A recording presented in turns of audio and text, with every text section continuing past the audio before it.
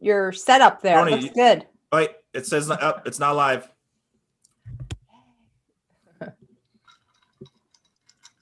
There we go. We're live. Yay, we did it. Let me just We're live, and we're going live here. Okay, what's going on, guys? Big episode today. I've been wanting to do this for a while to get everybody together, and everybody's obviously busy. It's a busy time of year, but we got a great showing today. First of all, it's awesome to have Nicole Glenn back. Return of the Jedi. But no, it's awesome to have her back. A lot of these, women on here are people that I had just met or have known about through the industry and connections. And so I wanted to make sure I said that, again, it was kind of my network and who I knew. There's so many other women out there too that are just amazing in the industry. And I wish I knew more. And I hope that this maybe even allows me to meet more of them. So we got Sarah Barnes-Humphrey there. She's got a great podcast herself. One thing that I do is I kind of watch myself back. I stutter or say a lot. So I started watching other podcasts to see how they talk. And so she's one of them for sure that I do with Erin. Erin's been a beer holder since the beginning, always big supporter. Kristy, we met through Nicole. She's been on once or twice already. Ton of knowledge. Somebody that's literally running a logistics company just like Nicole, which is huge. I see just what my owner has to do, and it's unbelievable. I mean, I couldn't do it. So we got Shay. Shay, been following Shay for quite a while now. She's been killing it too. I can't wait to hear what she has to say and learn more about her as well and her company too and everything. And so that's one big thing too, is I want everybody to kind of push out what you're doing and whether it's company wise or just agenda wise. But Megan's here at Circle with us. She came on, kind of started a kind of like a Phoenix branch down there. And she's done a great job. Been extremely impressed. And so she's been a big fan of the show and just with her leadership ability, I thought it'd be great to have her on as well. Brandon Bay is on, unfortunately. And then Tony's got his quarter zip. So hey, let's start off. I wanted to kind of start with. Hold on. I was muted. I was trying to come in a little hotter. Why are you always trying to hate on me and Tony every week? Because it makes me feel better about myself. Fair enough. Everybody heard it. Hey, blowing out somebody else's candle doesn't make yours shine brighter. Yeah. Well, your head shines brighter, but not you. Well, when you were a kid, you liked blowing out candles either way, so that's how I like it. You guys are my best friends. So let's start off. I want to start off just with some questions. We're going to kind of just do a around the room type thing, so everybody can talk and get to know everybody, each other. And so we'll start with Nicole. Tell us how you got into logistics and supply chain and your journey thus far. Ooh, that's a big one. So I'm gonna have to really condense. I've been in logistics since the year 2000. So there you go. See my age right there. I was a baby. Right out of high school, going to college, and worked for a really small brokerage company. And it was more to do like administrative, can you handle this? Can you handle this? Can you handle this type thing? And I ended up loving it. It just was so fun to me with the chaos and the craziness and then the relationship side of things. So even as a young girl stepping into that side of things, when you're 18, you're a girl. So I was starting to get the understanding of how to make relationships and a lot of my drivers. I mean, that was back in the day when, you're getting on the phone with people to book loads, every single load. You're dispatching every single driver. You're telling him how to get to your pickup. You're giving him directions.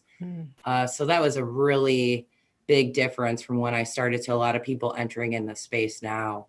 But some of these drivers, I remember some of them and their dogs, they would tell me stories and they became my friends. And it just always was a really cool place to be. So then I started working with owner operators and dispatching and running a brokerage and trying to get customers, and worked for somewhere for about 9 years almost, and really fell in love with the management side of things and lifting people and understanding what people are trying to do with their goals and stop being so selfish as a sales rep. Because, when you're a sales rep, you're taught to just go out there and try to get every dollar you can for you. And so when I transition more to that management role and starting to see what people are trying to do with their lives and trying to lift them, it just became so gratifying to me. And so I decided to part ways there and start my own journey. And now I'm the owner of an expedited company that is I'm in serious growth mode this year. So one of the reasons why I left Hold My Beer, because I've just put my mindset into what we can do in 2021, and it's really exciting. So we do all time sensitive work right now, white glove, and trying to grow. We got some new people aboard and just going gangbusters. So it's good. For the record, we miss you, Nicole. I know. I'm Really happy to see you doing big things. Thank you. Huge. All right. Let's see. We're gonna go in a specific order here. I typed it out randomly. Let's go. Megan, tell us a little bit about how you got into the into logistics and supply chain and your journey so far. Yeah. Well, I started in about 2012. Also a small company, JB Hunt. Just kidding. But I started there. I started off in their billing department, knew nothing about it. Very, very much like any other transportation company, you're thrown in, sink or swim. You don't know any of the lingo, any of the words. First couple of days, they're like, go track down lumpers. I'm like, lumpers? What? Go track down what? Unloading? Like, there's so many easier ways you can say it. But then I had my daughter. I took about a 2-year break and went back to JB Hunt. I lived down in at the time I lived down in Northwest Arkansas, and joined their track and trace team, and quickly learned that is not where I wanted to be. Tracking and tracing. So we set right by brokerage, their brokerage team, and I basically listened to all the mail. I mean, I think we're going to get into how male dominated the industry is, but it was all males on the team next to me, and listened to them all day long, and basically taught myself how to negotiate and how to talk to these drivers in the market, so that the second there was an opportunity, I could advance up. So I worked there a couple years, got married, moved to South Dakota. They didn't have a JB Hunt there, so I had to part ways. Started working for a shipper there. I've kind of done a little bit of everything. I worked for a shipper up there, in their DC. Kind of learned that end of it, where kind of learned that a lot of the accessorial side, those shippers, they're handing out $400 or $500 accessorials. I thought, man, I never got that at JB Hunt. I got 150, but not necessarily at JB Hunt, but that's it was a great learning experience. Worked there for a few months, and then joined a company that was a cradle to grave business. So I really learned how to do some sales and do some soliciting and some prospecting, and it's really where I learned how to manage my relationships and how important relationships are. I knew it on the carrier side that they were important, but back then it was so fast paced and there was so much going on, and we were at a big growth at JB Hunt when I was doing it, that there was a lot of transactional relationships going back and forth, and I really learned through the soliciting and the cradle to grave how important relationships were. And then moved out here to Phoenix, worked for Swift, worked for Updike out here, worked in a couple different roles out here. I did some intermodal, was an operation manager at Emerge. So I've really kind of dabbled in a little bit of every aspect of it. I wouldn't say I've mastered every aspect, but I've dabbled and learned a little bit of everything. And to everything that I have learned, that relationship aspect and is probably the biggest takeaway that I've taken from my journey so far, is how important it is. When I worked, my first role really on the sales side was at Updike right before I came over to Circle, and we didn't solicit the customers in my role, but we had to build the relationships and build it and grow them. And that's really where I learned kind of what Nicole was saying, to kind of piggyback off of that, on how important it is to to not just try to get every nickel and dime out of them. I mean, you want the longevity of the relationship and not so much the one load that to get the $1,000, rip off the one load. You want to have years of a relationship with them. So, and I will say, Nicole, I follow you. I think what you've done with your business, the way you treat your employees, I mean, some of that stuff's cool that you post. So Thank you very much. Yeah. Thank you. Thanks for that, Meg. I wasn't able to. The only reason we did this was because I wasn't able to be on your interview. So now I'm up to speed on everything. Thanks. So. I thought it was because I was a rock star. Oh, that's right. That's right. Oh, okay. No, that's awesome. No, it's I've known that. I mean, nothing but good things said about you here at Circle. So even though you're thousands of miles away, still doing a great job. So hey, it's cold where you're at. Yes, this is true. Thank you for Hey, reminding Megan, me. You work with Corey Peterson? I don't work with him. No, he's in the other branch. I've met them. They actually interviewed me. Him and Carl did, but Awesome. he's cool. Yep, I worked with him at Mid-America back in the day, so small world. Yep. Man, it is a small world. He knows what he's doing. He's on 2 phones. He's going back and forth. He's hustling. That's good. Yeah, he's a good guy. Sarah, how you got into it and a little bit about your journey. Hey, everyone. Well, I think I've got Nicole beat by 2 years. I started in 1998, Nicole. You win. I think I just totally dated myself. Anyways, Doesn't it sound weird when you say that though, Sarah? It's like 1998. Nicole always talks about the DAT computer. She always talks about that. I know. I entered a new employee's birthday date, and it was 1997. No. New employee. I was like, whoa, I feel so old. I'm sorry. Go ahead. But no, those are the worst. And then if you for me, when I was in operations, I still used a typewriter to type out checks to send out to the carriers and the steamship lines. And they're like, a typewriter? Really? I'm like, yeah, the amount of times I made mistakes and had to go back and do it again. Like it was a pain in the, I don't know what I can say here. But anyways, so Sarah Barnes-Humphrey, I've been in logistics and supply chain for 20 years. Well, I guess over 20 years. I don't know. I'm not making the calculation, but I started in 1998. I started in my dad's business. So my dad had a 3PL just outside of Toronto. And I was lucky, right? I got to start off as reception and move my way up. I think I did trucking like 15 years ago. So if you guys have trucking lingo, I don't understand. It was a long time ago because I can't remember what happened last week. But it gave me a lot of great opportunities. I was able to learn everything hands-on while I did all of my courses and diplomas and all that kind of stuff by correspondence and at night school. And so I spent 8 years in operations. So I learned air freight, ocean freight, warehousing, customs, you name it. I learned it. I did it. And then I went into sales in 2008, which everybody knows was a crazy year and probably not the best year to go into sales, but it was actually my best year ever in sales, which is crazy, but it was probably because I was undercutting everybody on the customs side.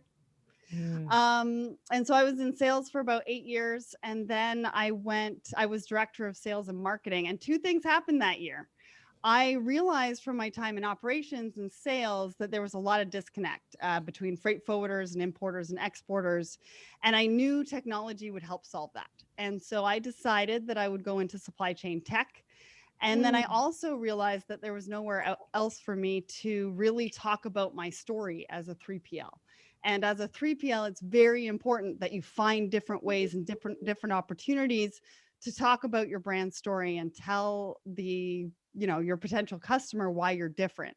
And I was listening to a lot of podcasts at the time, and I thought, well, hey, if Lewis Howes can do it, I can do it. And so I started a podcast. I had a male co-host and I had a team at the time, and we called it Two Babes Talk Supply Chain. And that was just because we wanted to push the boundaries and see how far people would kind of let us go. And so it went well. I started making revenue. I moved it into my own business. And then the worst day of my life happened, and my dad closed his doors of the 3PL, and I was out on my ass after 20 years. And I had a podcast with people lined up to come on as guests, and I had no idea what I was doing because I lost my team, I lost my co-host, And so I learned graphic design and website design and everything that I needed to do editing. I had to figure out. My first episode out the gate was horrible, but it's one of my best listened to. I was going to say, Sarah, can we hear that still? Can we? Oh yeah, you can still can? hear the Two Babes Talk Supply Chain. So season 1 is Two Babes Talk Supply Chain. Somewhere on YouTube is our first ever episode, and it's freaking Googling. horrible. Googling. Listen, I'm going after it. I'm going to find it. Yeah, let's post that. We still don't have an idea what we're doing, but all of us kind of dove in and did the same thing. So I can relate to that. I love that Yeah. story, Sarah. Thank you. yeah. And so, that was January 2018, I started the Woman in Supply Chain series on the podcast. By April 2018, nobody resonated with the name and no women would come on my show because it was called Two Babes Talk Supply Chain. And I was like, okay, if I'm going to rebrand, I better do it now. And so I rebranded it within a week to Let's Talk Supply Chain. Craziest week of my life. Do not rebrand anything within a week because it's just absolutely nuts. But I think most people know the story from there. That was a couple of years ago. And now it's a podcast. I host a lot of panels, that kind of thing. And then in September 2020, I launched SHIPZ. So SHIPZ.com. So cool. Sorry. Yeah, thank you. Which is my new tech platform that's bringing freight forwarders and importers and exporters together in an environment that solves all sorts of challenges for both sides. And it's going really, really well. So that's my story. Thanks for having me here. Get them to streamline the paperwork, please. Yes. Well, we definitely have part of our platform that does that. Let's listen to some of the stuff.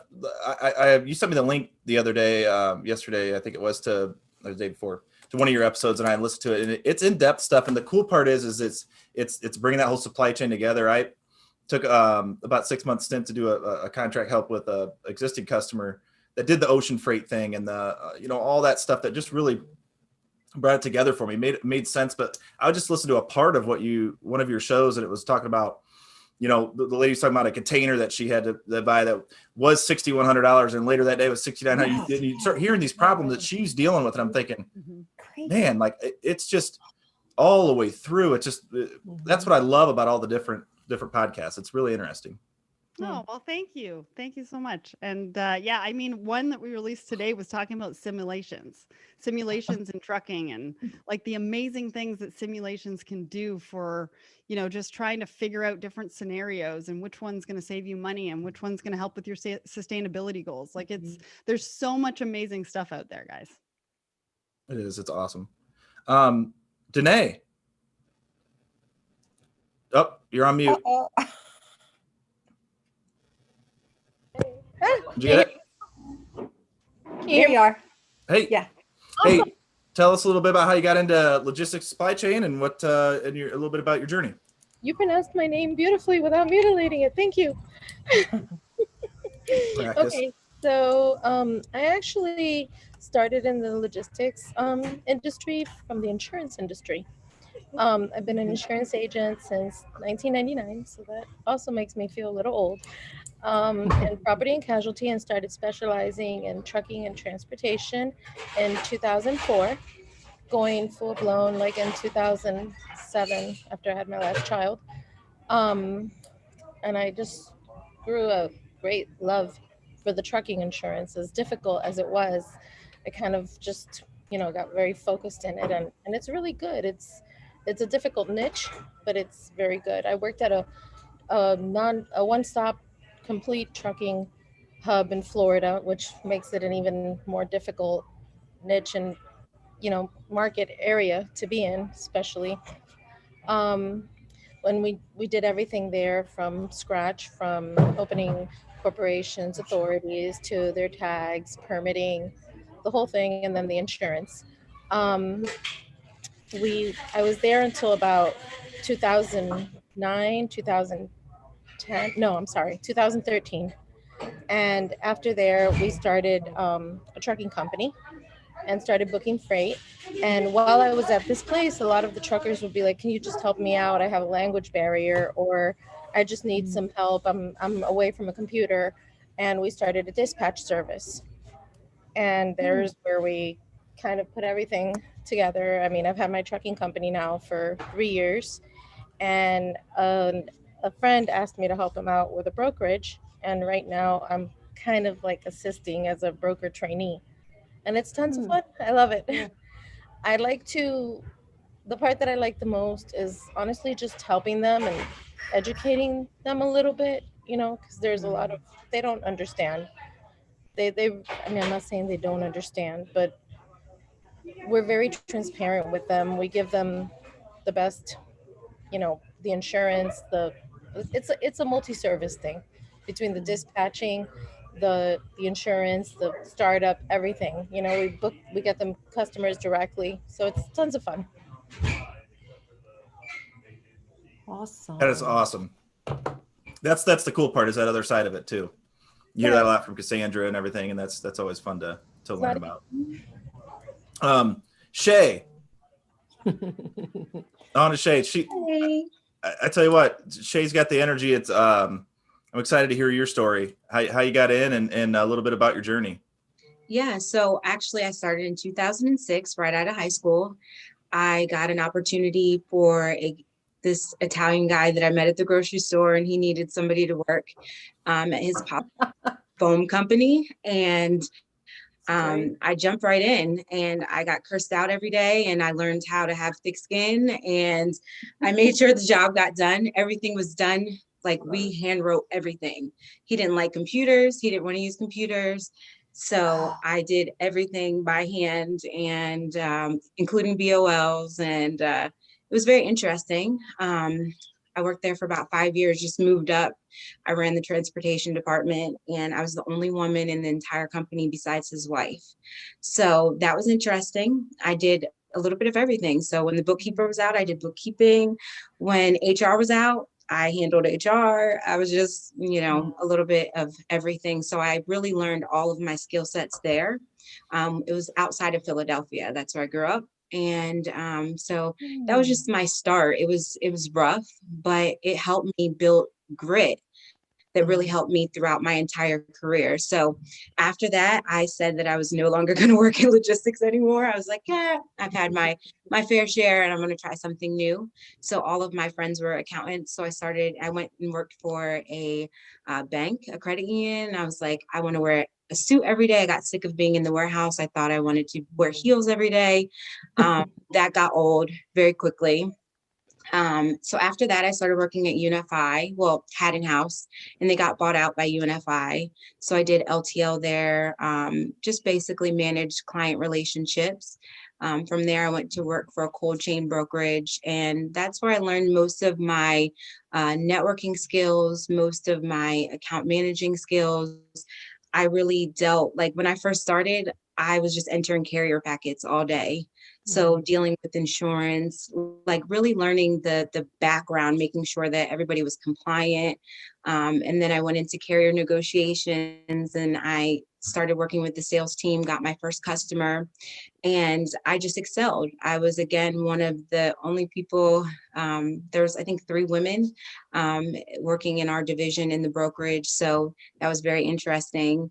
And after that, I decided that I made the company a lot of money, and they paid me well. I won't ever talk bad about the company I worked for, but I knew that I could make more on my own, and I was ready to work on my own. So when I parted ways there, because I am a mother, and it was very difficult, just as I became an account manager, the demands of working nonstop and having a team, it was really a struggle. So I thought I would go into entrepreneurship and be a consultant, and I wouldn't have a struggle. And I was totally wrong. It was more work. So I did that for about a year. And one of my clients had a transportation company. And when COVID happened, they couldn't run any shuttles. They couldn't do their airport shuttles. Their company just stopped because everything had to do with people. So I was like, hey, do you guys want to partner up, and we'll start a freight brokerage, and I'll show you how to do it, and we'll figure it out. So that's what we did last year, 2020. We actually got our authority in September.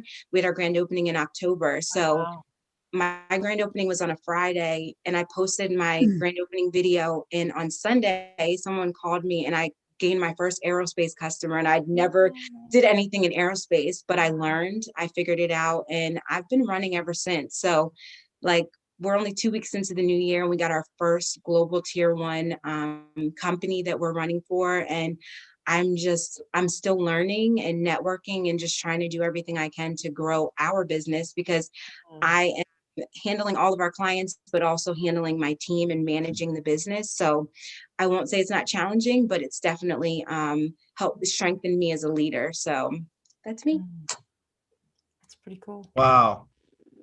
Yeah, that's awesome. That's a, you know what? That's pretty cool right there. You don't hear that.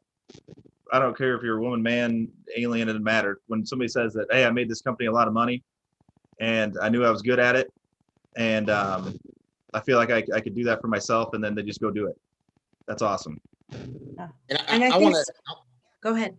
Nope. I just want to just shout out to Shay for getting me on Clubhouse, because I was asking on LinkedIn, and so this is how it works. Shay immediately got me on. Then I sent it to TJ over there and got him on. So not to interrupt, but before we went on to the next person, I just wanted to tell you thank you, because I hadn't got to speak yet other than on LinkedIn, and tell you how much I appreciate that. No problem. It's Be an careful. awesome space. Yeah, yes. be careful. It's addicting. I don't know how it It works. is. I'm getting notifications about like celebrities going live and stuff. I don't know what's going on. Yeah, Yeah. I'll be honest. I'm trying to get acclimated to it, but I haven't had the time. But I do know that I did want to be a part of that, because it sounded like some great learning opportunity. But thank you again for giving me one of your invites, Shay. I know those are hard to come by. Of course. They are, but the more you network on there, the more invites you'll get. And I've connected with a bunch of shippers on there. Just they're in the audience listening, just seeing what type of knowledge, what type of person you are, can they trust you?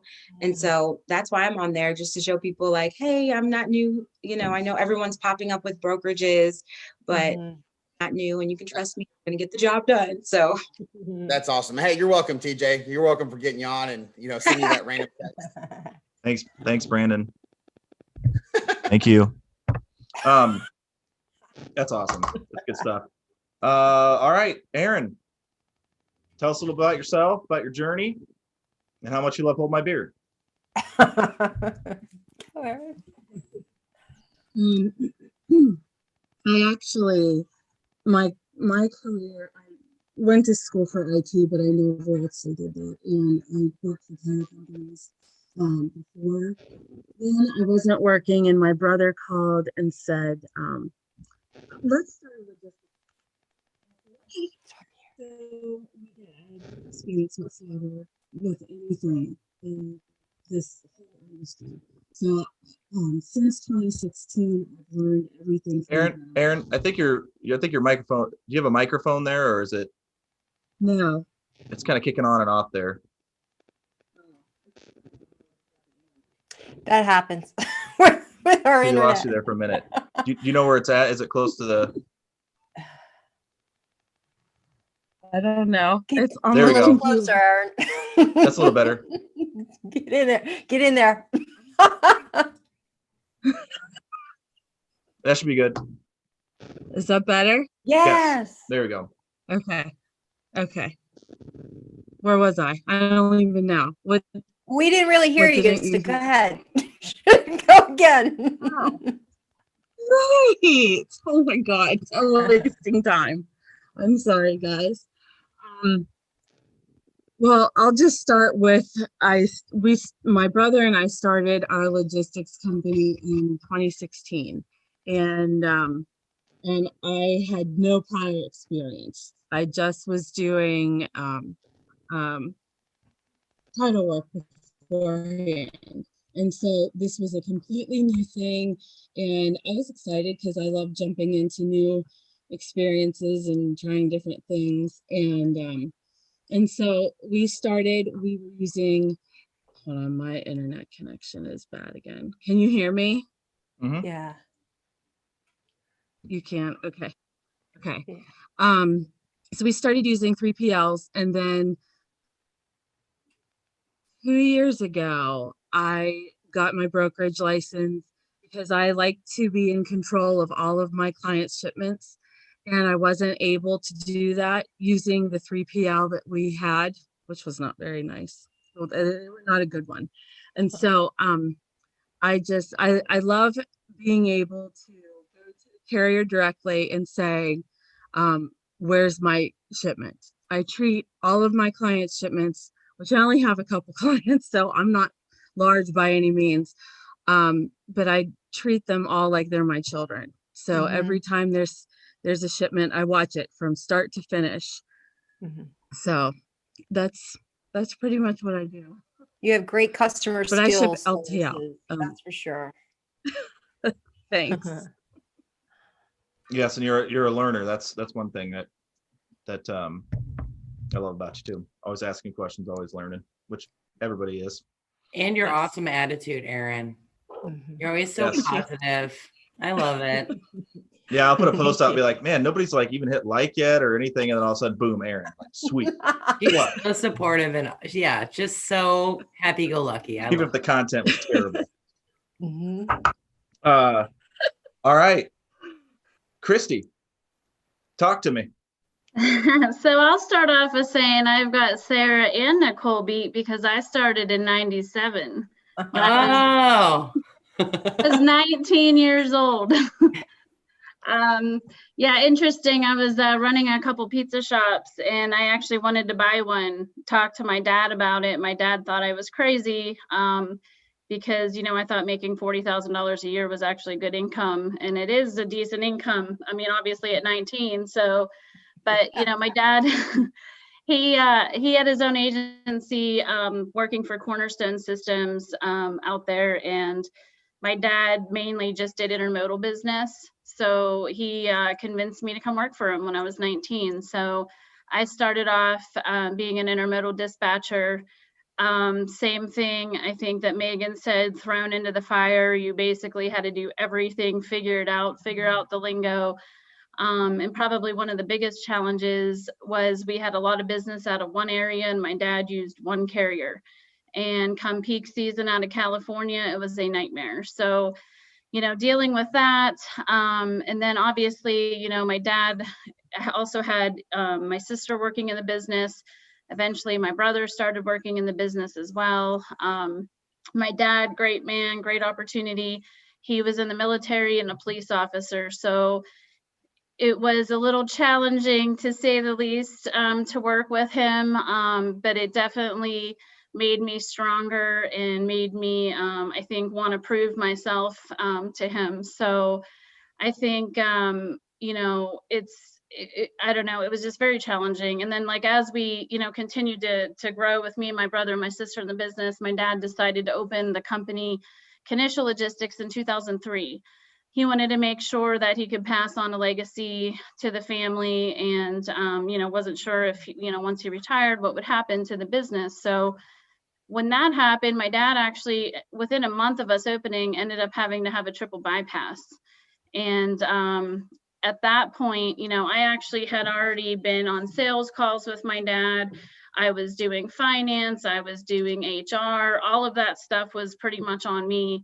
And I really had to just, you know, do more than what I was doing. So, you know, one of the things I've done within my company and as it's grown is I've worked in, I mean, intermodal is really my niche, but I've done, you know, pricing, I've done truck brokerage, I've done LTL, the HR, you know, finance, all of it, working our way up. So, you know, that's one of the, I would say the unique things about me is just, that's been my main job now for 24 years. And, you know, as we continued to grow the business, eventually, you know, we got to a size where my dad wanted to get out of the business. He started gifting pieces of the business to me, my brother, and my sister. And eventually we ended up buying my sister out, and she no longer works at the company. I ended up getting the rest of my dad's percentages. We became woman-owned in 2013.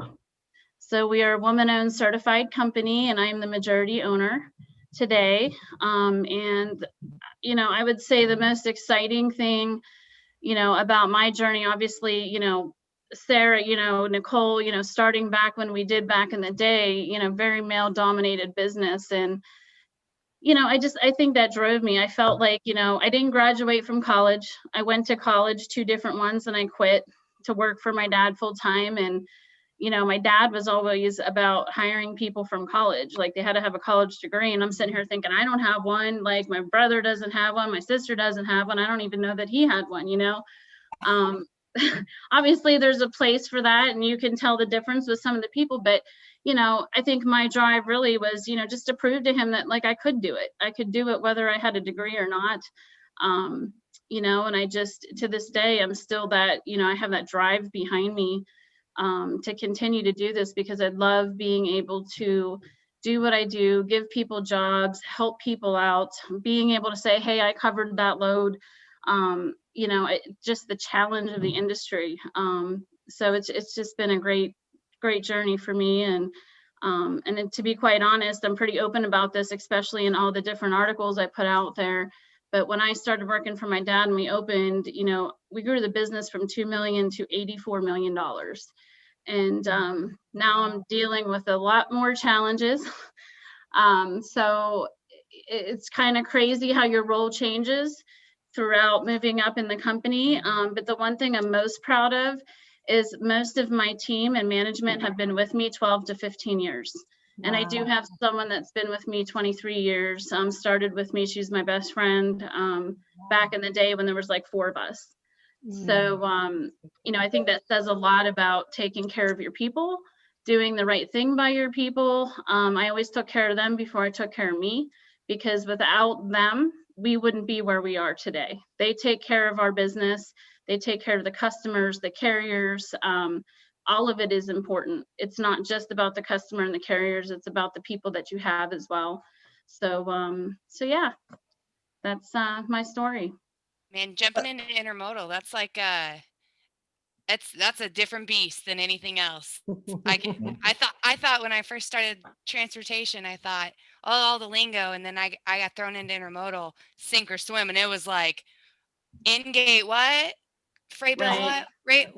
I have no idea. Can I just pick it up and drop it off? That's a lot of respect for that. That's wow. Hey, yeah, I was doing intermodal and didn't know it. I just thought the carrier just told me it was broke down in Nebraska.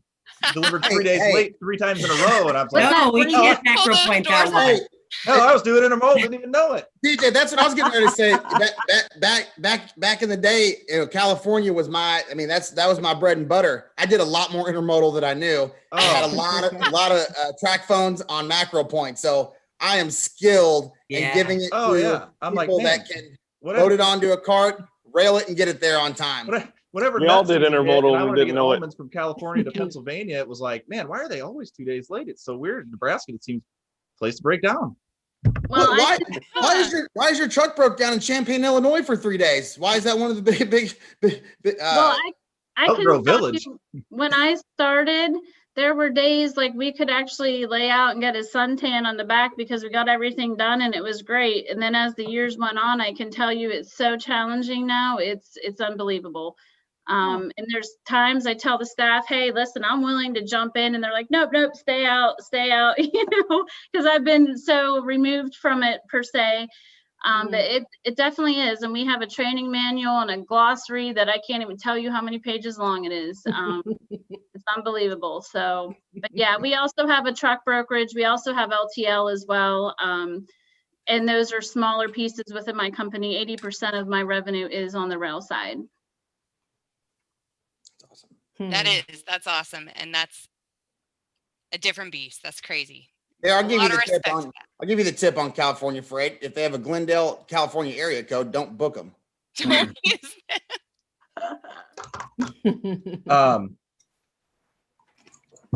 was I gonna say? Oh, Rhonda Bompensa-Zimmerman, you're up. Hi.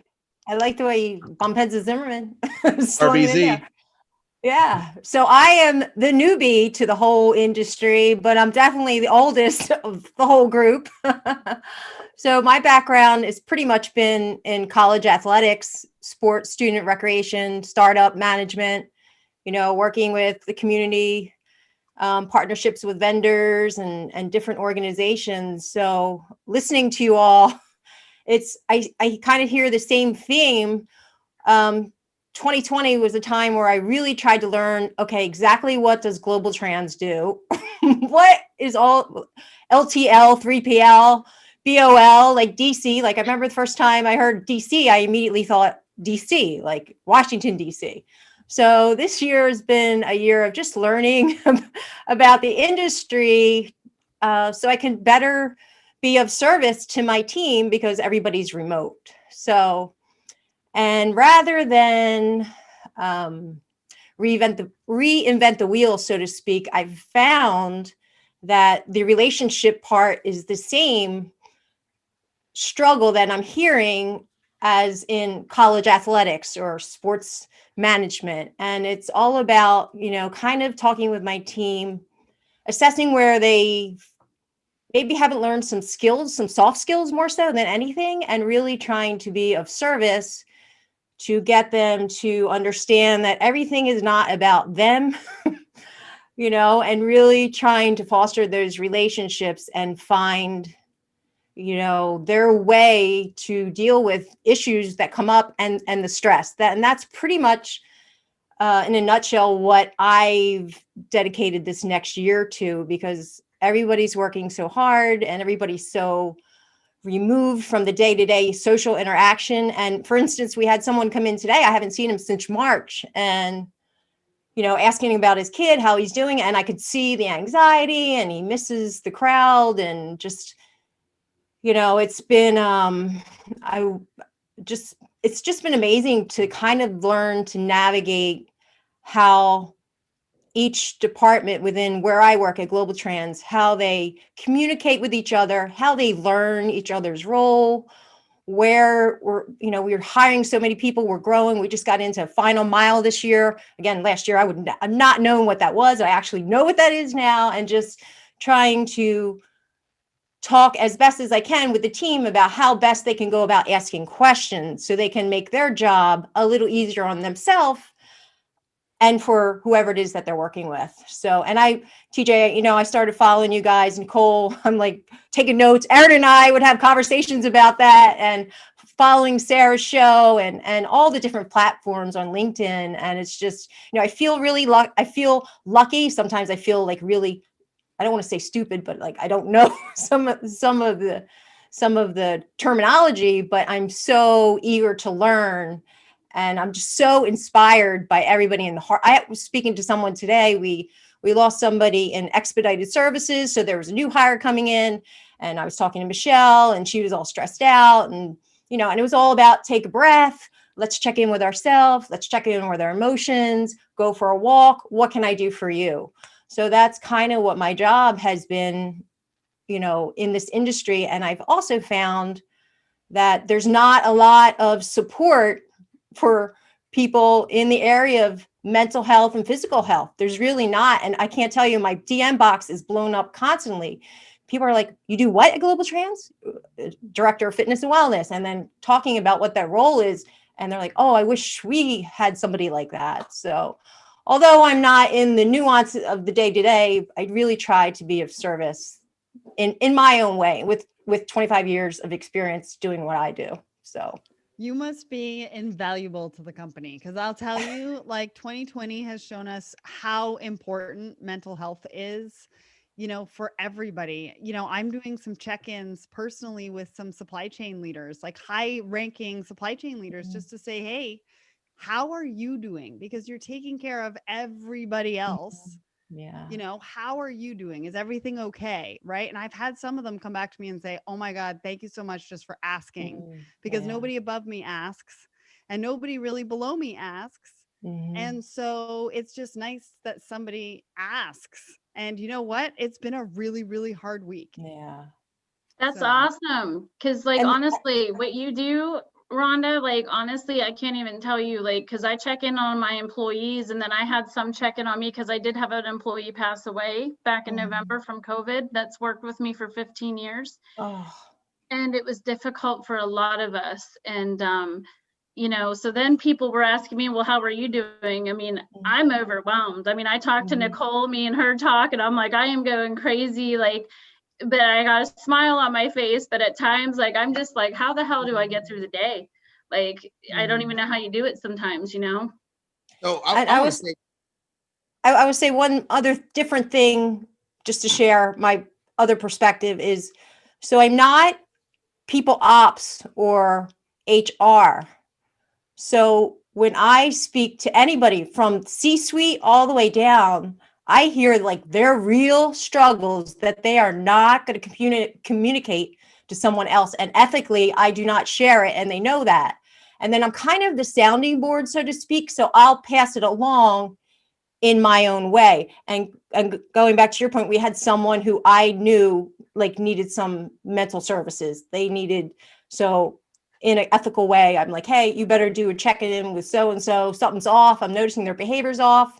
They're coming in my office a lot and just like sitting and hanging, and something they didn't used to do before. And then, you know, we provided some employee assistance program services for them. So That's Go ahead, great Rand, I'm that you're sorry. there as a sounding board, even though you're not in that HR role, that you're there for somebody to go to look up to for mentorship. I mean, with everything we do, it's all relationship based. So, I mean, we at the company I worked at before Circle, we had a gentleman pass away too that I hadn't worked there very long. I maybe 6 months, but it's so relationship based. You form these relationships quickly. becomes and family.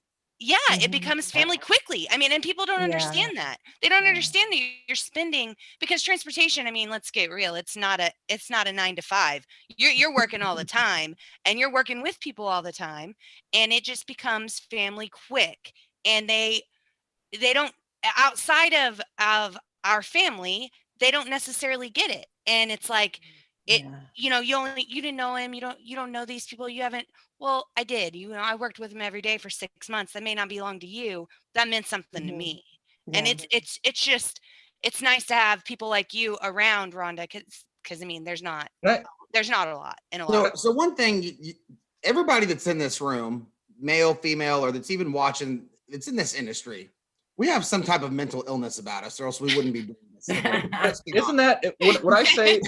What I say is, Pretty much. Exactly. I think if you looked at you know, women in the industry and how they come up, and everybody's story is kind of about the same from an operations standpoint. I think it's male dominated. It's always has been, just because of, you know, truck drivers and whatnot. But I think you start to see those boys clubs a little bit more, like on the sales side.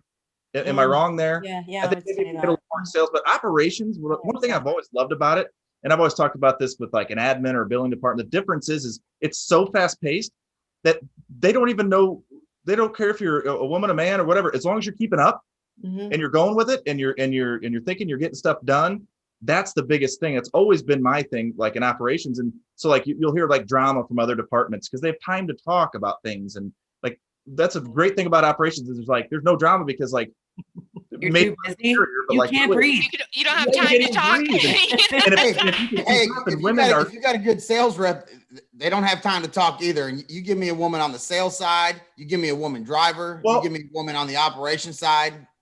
Well, I'm just saying from an obstacle standpoint, that's the reality is you're going to run into that. You know, the boys, you know, the guy, you know, you see it, especially in some of these bigger companies, like, oh, my buddy, you know, I'm gonna bring him up with me.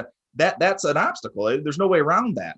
And you see it a little bit more on the sales side, I'd say. But man, in operations, I've seen it. Not that women haven't been great at sales. I'm just saying that like it seems like that's in, boom, run with it, and then you're branching. Like women are very, not all, but a lot of them are very detail. Yes.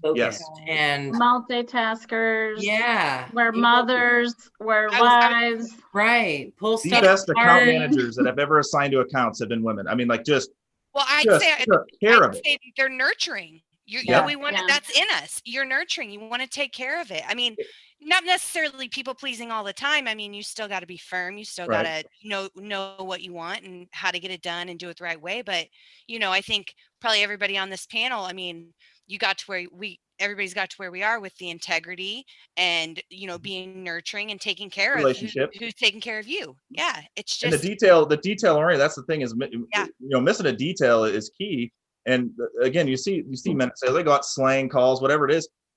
But the difference is that doesn't translate. It's weird. It's like, if you just, the biggest thing is you give somebody opportunity, you don't know exactly how Nicole's temperament is compared to Megan's, Yeah. Sarah's. Yeah. And And if you communication's a huge thing. Mhm. I wipe tend that out, people will gravitate towards their strength. And being able to read people's body language, and their emotions. And women just naturally are a little more equipped to do that. Like we're pretty in tune with other people's body language and kind of their energy levels, and we can kind of kind of mirror them, so to speak. Not that men can't do The it. one thing that I've learned too, just taking leadership courses too, is, and as a leader too, sometimes you have to recognize that in women too a little bit more. The psychological studies have shown like that women are more agreeable than men, just in general, on a broad scope. And so what that means is sometimes Y'all haven't met my wife. they won't. Well, Hey, well, from the standpoint of like the push, Not like me. a pushback, right? I'm pushing back on this. I'm pushing back on this. I'm pushing back on that. And so sometimes, if you don't recognize it in them, they may not bring it out to you. So it's such a key thing to make sure you're giving people the same opportunity, setting them in line and letting them go, and then seeing who's winning that way, rather than just saying, wow, this guy's been in my office every single day, I'm just going to give it to him and I know him better or whatever. It's got to be that way. And it's unbelievable. Yeah. Well, early in my Hey, I- career, I thought I really had to be like aggressive and hardcore, That's and what you saw. and it Yeah. took me and it took me several years to realize, like, I mean, I was successful at what I was doing, but maybe not making friends, maybe not making family where I want to be, and it took me a while to learn that you can give the same product and not be so aggressive. I can give the same me to whoever I'm giving it to, but maybe and not be as aggressive as I was, or as abrasive. Shay nailed it when in her first, she said thick skin, right? Just Mhm. got to have that thick skin. It's just part of it. No matter who you are in this industry, you got to have thick skin. And then it's not, it may come across as like people use aggression to cover that up to make them feel more thick. But if you got thick skin, you can approach however you feel successful, as long as you can take it. And it's also knowing that if you're a little aggressive for whatever reason, that there's a mutual respect for each other. Like sometimes you just got to like, okay, I need this now. Maybe your tone's not the best, but if there's trusting relationship, then that works. But if there's not, that's where there's, start picking All goes away, and back it to that It's relationship. kind comes of back it's to kind of I it's think kind of hard when you get a load railed that you think it's on a truck and it's late 3 days, you're about to get fired. That mutual respect, it's hard Yeah. to hold back. Right. well, Exactly. then somebody's not doing their job too. So there's Can Can I that. ask all you ladies a question real quick? And I know that we had some questions before we came on. I'm shooting from the hip here. We talk about where we are now in the industry, where you guys have come from, but where do you guys see the transportation industry going in regards to women in the industry and what that looks like in the future? And I'm sorry that's kind of off topic, but I am curious to know, like, where do y'all think it's going to go? So much evolution and changes within our industry and tech. Where do y'all see us in 5 years? Is an industry within women? Just gonna grow more. Yeah, I think it's going to be continuing to grow. I can tell you that the majority of my management is women that have been with me 12 to 15 years. John Kristek runs my company. He's a male, but he's been with me 15 years as well. But like more and more women are coming in. I'm on the board of the TIA, and we just got a president, a woman, Ann Ranke. The BNSF just got, the president, another woman. Like there's more and more, I think, respect for women coming in and understanding that they can do the job too, just as well as anybody else. Yeah. So I just think it's going to continue to prosper and grow. Yeah. And I also, oh, go ahead. No, you No, I think it's got to spread into diversity and inclusion. It's not Yeah. just a gender thing. I mean, I think the conversation is much bigger than Mhm. just women in supply chain. We've got to be inclusive of everybody.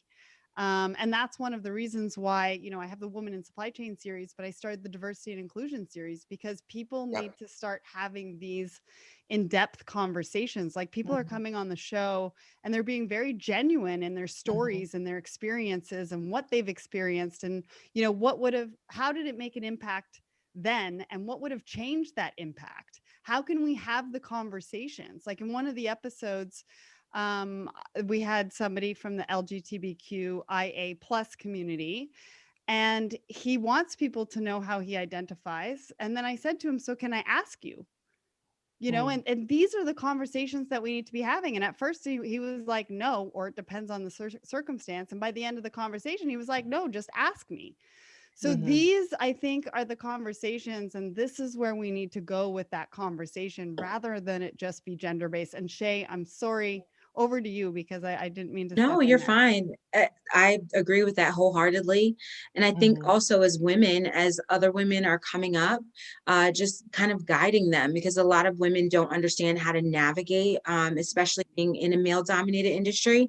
They don't know how to get fair pay. I know I've worked where I did the same job as my male counterpart, and he made $40,000 more a year than me. So when I found out, of course, I was like, hey, you guys are gonna have to pay me more, or I'm leaving.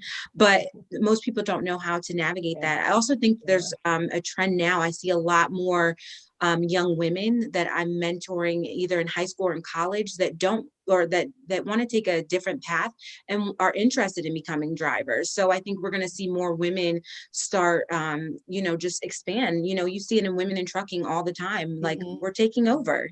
So. And so Shay, that's funny you said that, because that study I talked about was on equal pay. So it was like when they brought out the one variant of it was women being more agreeable, which meant they weren't going in and saying, I need paid more, right? I need that. And so the psychologist was talking about how he used to coach women on doing that, being more assertive in those types of situations. And I've seen that. And I as a leader, it starts with leadership. And I've, to touch on Sarah's point, had those real conversations. We really started to grow fast. We were all kind of in our way of doing things. And it was until that first time that I had heard somebody say that it's just a boys club. And it really upset me, and it shouldn't have. And there was four of us that kind of started, right? The core four that kind of started at this company, and it grew from there. And it just happened to be that. I mean, I didn't choose that, right? But I thought to myself, you know, I was kind of upset at first. Like, it's not my fault that I was part of this. Like, I didn't choose to be. I would have had a woman or anybody else. But I thought to myself, what am I doing to have somebody not think that, though? Well, you know what I mean? You're right, TJ. With perception is so key, especially as a leader. Yeah. I started having those dialogues, Sarah. Every single person is treated individually. I bring them into my office, and I have those conversations where I say, "Listen, I need you to know I have your back. You know, if anybody says anything that's sexist towards you, I need to know right away. If anybody says anything that's racist towards you, I need to know right away. If anybody says anything that's demeaning towards you, or something that I need to know right away. I'm going to be here for you. You let me know what are your, you know, your stipulations, what makes you comfortable. Let's do this together. I'm going to lay out some guidelines. Let's mold the role, right? But you got to let them know that you've got their back moving forward. And that right there, that simple conversation that you have with each and every individual obliterates that, oh, it's just a boys club just because I happen to be before. We've already got now, and Megan knows, we've already promoted multiple women as we've grown. We've had more of a choosing, I guess you'd say, to do that. We're trying to really push that. And I've noticed just, there was times I was doing it and I was like, maybe this isn't something a manager should even do, but I didn't care. I wanted to be transparent. I wanted to be real with people. Like, I wanted them to know, like, hey, even though a manager probably shouldn't be having this conversation with you, I'm going to have it. And people actually really, really appreciate it. And I think it helps. Well, that's what I enjoy about Circle. Everybody's very transparent there. But back to what, like, I totally agree with what Sarah was saying, was it's not a gender thing either. Cause in my, you know, you don't want to hear the boys club. Nobody wants to hear this as a boys club or a women's club or how can we get women? I want to be appreciated for the hard work I put in. And I don't want to be just promoted because I'm a woman that did better than the other women.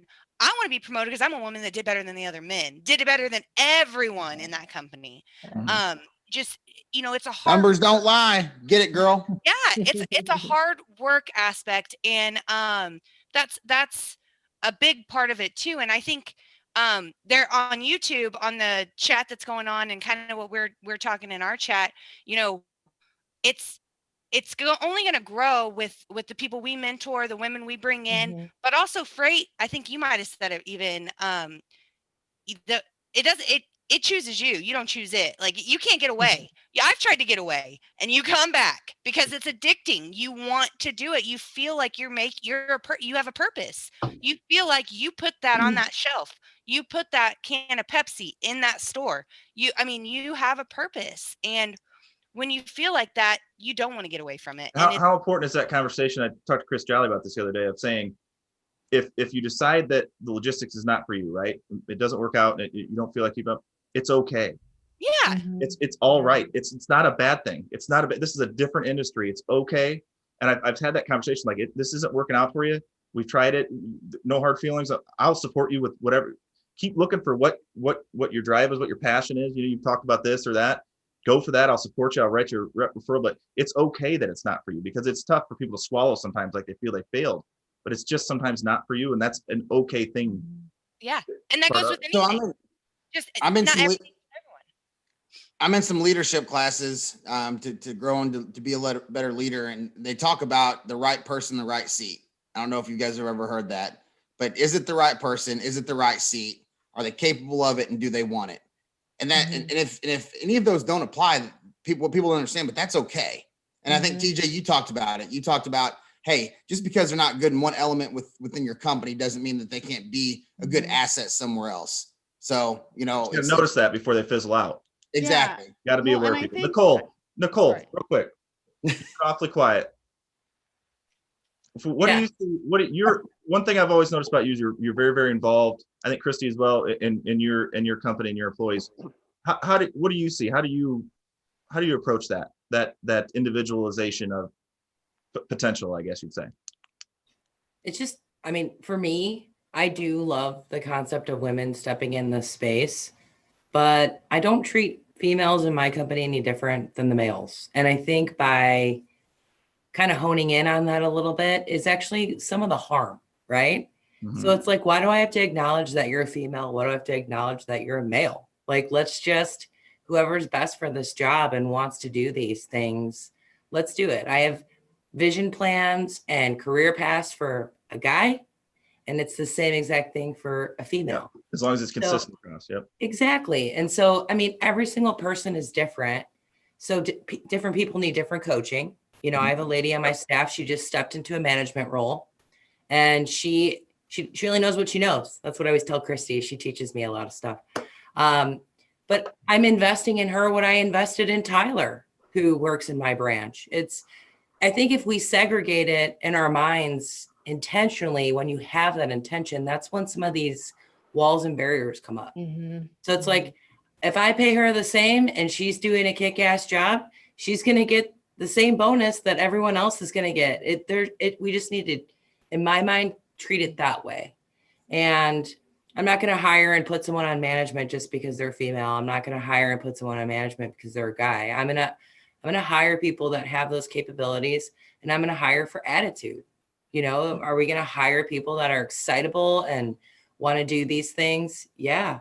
Now, I am trying to bring more women into my company, though, because I do want to have that diversity. I do want to have those different perspectives. So when I went out and hired some individuals, it was like, let's really focus on seeing some additional female candidate resumes and getting out there and telling recruiters that. And it's not that I don't want to hire males. I still want there to be some sort of balance in the company. Well, the more diverse, little contradicting, but it's like. But that eye that you've got, I have like a list of 10 quotes through the last year that people have said, and you're on there, like with a bunch of different people. But the one, like your eye for that, just in logistics, when you said, I still remember you were like, we had this guy that just started in sales and he got all upset. I think I put it in a post the other day too. It was like, and he got all upset and he was all fiery and everything. And and your response was, good. That's awesome. That means he's got passion. That means he cares. And that's like, only in logistics is that something like that's like an eye for that, like that little bit of, sometimes it takes that.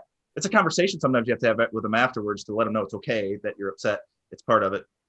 Well, if you want to learn something, you have to have a little bit of that anxiety or that little fear or that little sense of urgency, kind of drive your adrenaline to get you going. And that's really good. Like, that's how we learn things. And when people aren't anxious and they're just kind of, whoa, whatever, like, there's no chance for growth there. You want a team of people who want to take the initiative to contribute in their own way globally. Like you want everybody from all different cultures, all different backgrounds, all different religions, race, whatever, because the more inclusion you have, the more eyes you have to navigate different opportunities that you were blinded to, you didn't see before. And that's what I see. Sorry, Yeah. Rhonda. Go ahead. I was gonna say, like, finishing on the comments that I was saying before, I've been so fortunate to not feel that foot on my neck. Whereas some of you guys already said I was paid $40,000 less. I never had that. So like, I've never been a part of that. And that's how I think I'm able to carry on that mindset. But that lady that I was telling you about that just went into a management position, she came from a company where they blatantly told her, you cannot be a project manager. You are a female. And so I asked her the question, like, why the hell did you still work there? Like, why'd you take that shit? No. Isn't that illegal? Why'd you do that? They do it all the time. They do it all the time. They Even do. if it's not I've been legal. told I had to dress differently because I was a female. I mean, Yes. it goes every, huh? One of the biggest issues in this industry is that things can happen real fast and companies can grow quickly. There is a lot of people in management that should not be in management. I've seen it firsthand. It is just something that happens. Here's the biggest problem, I'd say. Not just how quickly it happens, but all right, we need managers. Who do we? Top producers, right? How do we keep them around without, having them leave? Let's make them management then. That doesn't mean that they're good managers, just because they're great producers. Well, I don't think any of us were good managers or leaders when we first started. Who? I wasn't. I was a top performer. I got shoved into management because I wanted it. So I wanted to learn. I wanted to adapt. But I'll tell you, empathy. And I still do. But I sucked at leading and managing when I first did it, and I still sucked in the past at times. But that does absolutely happen. But I think learning and growing, especially even learning, perspective from all of you ladies, is super important as well. Well, I had a different experience. I wanted it really bad. Told them I wanted it really bad and got no support, and then later on, it's like, you suck as a manager. It's like, well, I need your help. I need help on leadership. I wanted to add something to this. So like, one of the biggest things I've learned through my career was that, like, my dad sometimes would want to fire someone like right away. And my first instinct is, okay, well, was it our fault as management? Did we not train them? Did we not show them? And I make our people work with them to make sure that is the case. Like, do they know how to do their job and their expectations? And, the biggest thing I promote is, we actually survey our people, and they tell us they want more training. They want this, they want that. You bring it to me what you want to do, and we'll do it. I actually have a sales consultant that I brought in to help with my sales team, but he also is working with our account managers that are working with customers and leadership. And I mean, he has meetings every month. He does one-on-ones with them. And then recently, when I was on a woman in trucking panel with another, the woman that was running the panel was the woman leadership coach. And I actually got two of my women actually. She was doing like a cohort class and put them in there with a bunch of other women, and they loved it. And now I'm signed up with her too, because now I feel like, okay, well, maybe the women working with a woman might be different than some of the women that are working with the male that I hired. And now we can compare, because they work with both of them and they get different aspects from both of them. And I'm all for it. I mean, the unfortunate thing is I'm a business owner, and I believe in training and giving people what they need, because they're not going to be a good leader if you don't help them. Some people are born with some of these skills, but they can get better. I mean, I certainly wasn't. I had to learn a lot of stuff. But, you have to have people in place that want to do that. And then if you ask, hopefully they help you. But, unfortunately, I hear a lot of bad stories. And the measurables, the KPIs, the measurables that you lay out for your employees, right? As long as you have that there, okay. Now it doesn't matter what your name is or anything, right? You've got that, but it's not just laying them out and then saying, hey, this is what you need to hit. It's also reviewing them, right? Like, you got to have a plan. Chris Jolly had put that post out that was like, hey, say you're a salesperson, you've been in a slump for 3 months, and now your boss comes to you and says, if you don't land 5 accounts this month, you're fired. That's on the boss. How do you let a guy slump for 3 months and then tell him he's got to land 5 accounts or he's fired? Because you should be sitting down every month and say, hey, this month, here's our goals, right? And then now you've got all your KPIs, all your measurables. Now you can sit down, and if you ever would have to fire someone, they'd probably already be like, yeah, I'm on my way out. They already know. Because but here's the deal. Exactly what they were supposed to hit. KPIs are just key performance indicators. Part of those one-on-ones, whether it's with management or leadership, there's other elements. They are people. Review them. You got to review them. And numbers don't lie, trends don't lie, and you have to have that. But at the end of the day, too, as managers and leaders, there's other elements that come in. And if those things aren't being hit, you have to take that into consideration. Like, do they want it? Are they capable? And, or what there's a reason for them, though, right? There's a reason for them. So if you look at here's your strategy for this month, okay? Obviously, your outbound calls, because you have a different type of account, right? It's a different, so here's what we're going to set just for you. If you hit this every day, set those personal goals, right? Yep. And you can do that, moving forward. But the problem there is it stops there a lot of times. How many KPIs, how many measurables are then for management, right? Like what Kristy talked about. How many managers are then being told, like, if you could do this, this, and this, there's this class, there's this, there's that, here's all this resources. Let's track it, let's measure it, let's sit down every month, talk about how you're doing. It's almost non-existent sometimes. Well, so I think I might have been in here. I think I may have been in here longer than all of you on accident. It's been my experience, though, that the level of work ethic in the general labor force, whether it's in logistics, trucking, sales, brokerage, whatever, it's just going away. There aren't as many people out there that give a crap about their job anymore. And it's been my experience. Is it the company, though? Because right. on my team, they give a crap about their job. But you're in a great leadership role. And we're seeing that a lot more with the women in the business, because there's that perception, even if it's not true, or if it is true, or whatever, that there has to be this barrier that they break through. And I'm telling you, the women that I've dealt with, in my experience, work harder. They work smarter. We have to work harder. We have to work harder to show, we have to prove ourselves. Right. I've worked in companies where if leadership has in their mind frame that women are less than, and so they handle upper leadership. So there's only maybe one woman in executive leadership, and that trickles on down into their private meetings. And then it flows on down to, I've been in a company where the highest account manager was a woman, and she was treated differently because she got married and wanted to have a baby. And they're like, oh, your career's over. If you have a kid, your career's over. And that comes right from the top. So it's hard for then the other management to feel like, okay, we're going to do something different. If the owner of this company feels this way, it's hard for anyone under them not to, And it's that respect issue, and it's that culture that's built. I mean, that comes from the top down, and it's unspoken. You feel it from day one. The culture is separating that keeping that professional from that standpoint. Because I'll tell you right now, I think Brandon, you were a teenage boy. Women are intimidating. Okay, so what you'll and just hear me out here. So what you'll find is that you've got a couple guys at the top, and they're thinking, hey, when we meet, we go out to B-dubs, we have a couple beers, and they get real cozy, and they have these type of meetings, they do this and that, and they're like, and then do we bring it, it's almost intimidating, do we bring a woman into this? Yeah. Or, number one, they're probably gonna not let us dick around and goof around and do like what we usually do, right? Or it won't be as cool to go out and have beers. Ben's cool, let's hire him up here. And then it's unbelievable how much that happens. Yeah. And that's because that professionalism is dissolved for comfort.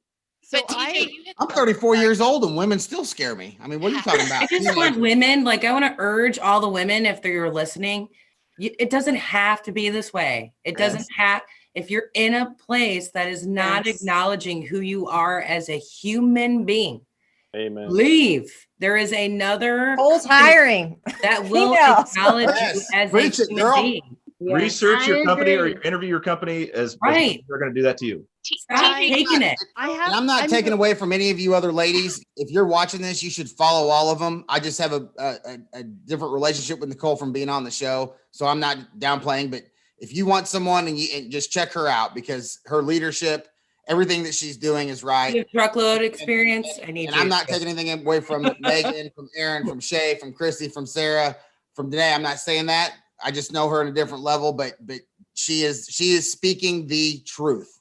Well, and TJ, you hit the nail on the head. It comes with that open dialogue that if I'm in a meeting with my manager, my eval 1 year, goes by and that's the first time I'm hearing of something wrong, that's an issue with my manager. My manager should have told me 12 months ago that I did something wrong. Like it's that open dialogue, it's that trust. And if you don't have the trust and you don't have the culture, nobody's going to work hard for you. It comes from your leadership down. But Bye, Sarah. I called Sarah, out hang on. Sarah's gotta go. Sorry, guys, duty calls. Yeah. I have to Busy. go, but thank you so much for having me. This was an amazing conversation. I saw in the chat maybe a second time. I'm totally up for it. So thank you guys. I'll Bye. see you Sarah, thank you. Sarah. And real quick, I'm gonna Tuesday. bounce with Sarah. I've got to put my son to bed, but I love all of you ladies. I appreciate all of you guys. All right, Hope there's a do part this. 2. let's do this. Let's go through here real quick. Just give one quick tip to I don't care if you want to give a quick tip to a woman in the industry that's starting out, somebody that just is starting out in general. What you've seen that got to you to where you are right now. Quick tip, 10 seconds each. Go ahead, Nicole. You can change whatever you want to do, meaning you are going to be what you apply yourself to. If you're being challenged in your work environment, don't just stand there and take it in regards to that. Speak up, Assertive. No. apply yourself. Megan?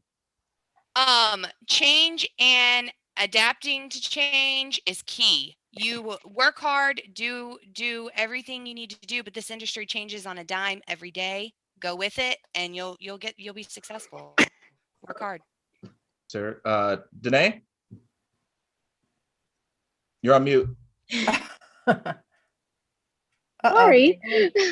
No fear. It's not going to be easy. You're going to have to put the work in, and you're going to have to, don't let it affect you personally. You're going to be told, no, it's going to hurt, but you got to want it that bad. I mean, I love it. Shay? Shay, yeah. So, like Nicole said, stand up, take up space, take up room, be okay with owning the room. When you're at that table, if no one agrees with you, be okay with speaking up and just owning your power, walk in it and show up as a woman, even if other people try to deter you, just continue to do it. I have a feeling we're gonna hear a lot more from Shay the next couple of years. I don't know. She gets out that vibe. I'm telling you, that's good stuff. I look forward to it. Erin. I don't know. Honestly, just be yourself.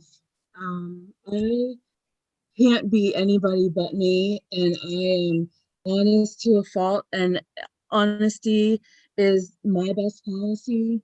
And treat others like you want to be treated. And I don't know. I love it. I love it. Christy. My best advice is always don't give up, no matter how hard it is. I was going to do that at one point, and I decided to stick it through. Let your voice be heard, network, and reach out when you feel uncomfortable, because honestly, I'm mentoring women, and it's the best thing I could have ever done because I didn't have the help. So ask, stand up, and be heard. Rhonda. She's a badass mentor. I love that, One of Christy. mine. I love that.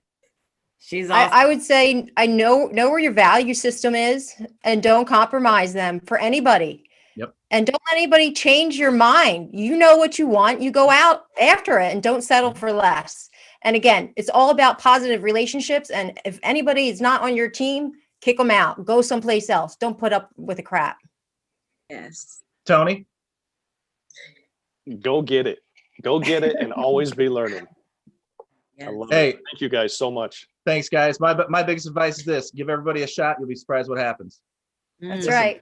Thank you, Absolutely. everybody. Bye, We're gonna have everyone. a part 2. There's so many. I could sit here all night long and listen to you guys. Thank you so Bye, much, everyone. everybody. Nice to meet you, ladies. Go Bye. follow Nicole. Bye. Go follow Shay. Go follow Megan, Christy, Danae, Erin, Sarah, Rhonda, everybody. Bye.